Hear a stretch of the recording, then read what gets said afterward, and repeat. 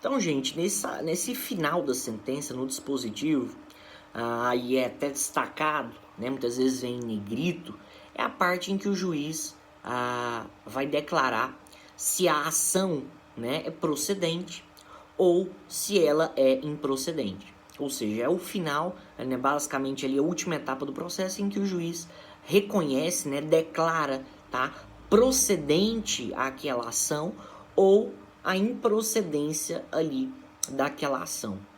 Lembrando, e aqui eu só queria falar algumas características. Gente, a sentença criminal, não só a sentença criminal, né? Mas a sentença, ela deve ser clara, tá? A sentença, ela deve ser clara. As sentenças, elas devem poder ser interpretadas por qualquer parte, tá? Até mesmo por quem não é do direito. Mas a sentença, ela deve ter essa característica aí de clareza, ou seja, a sentença tem que poder ser entendida, tá?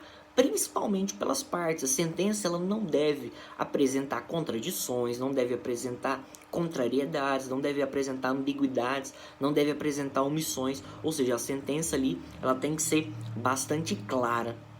A sentença, gente, ela tem que ser fundamentada, tá? A sentença, ela tem que ser fundamentada. Outra característica que eu queria falar para vocês da sentença. Dentro da sentença existe um princípio, que é o princípio da correlação, tá? A sentença, ela tem um princípio chamado princípio da correlação. O que é a correlação? Gente, a sentença, ela tem que ser compatível com os fatos, tá? Aos quais o réu está sendo acusado. Deve existir uma correlação, uma coerência, tá? Entre a sentença, tá? Entre a sentença que termina o processo com o conteúdo do processo. Por exemplo, um processo em que fulano de tal é acusado pelo crime de roubo, a sentença, o conteúdo dela tem que versar sobre esse crime de roubo. Ou seja, a sentença, ela tem que ter uma correlação, tá? Ela tem que ter uma ligação, uma relação com o processo com o qual ela vai terminar, com o qual ela vai julgar.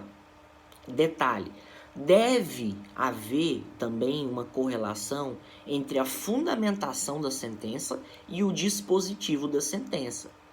A fundamentação da sentença, que vai ser a exposição dos motivos, ou seja, os fundamentos pelos quais o juiz vai decidir em certo sentido, tem que ser compatíveis com o dispositivo da sentença. Por exemplo, se o juiz fundamenta toda a sentença dele para uma absolvição, se o juiz traz fundamentos, tanto fundamentos de fato quanto de direito para uma absolvição, e no dispositivo o juiz condena o réu, há uma verdadeira contradição, uma verdadeira contrariedade entre fundamentação e dispositivo.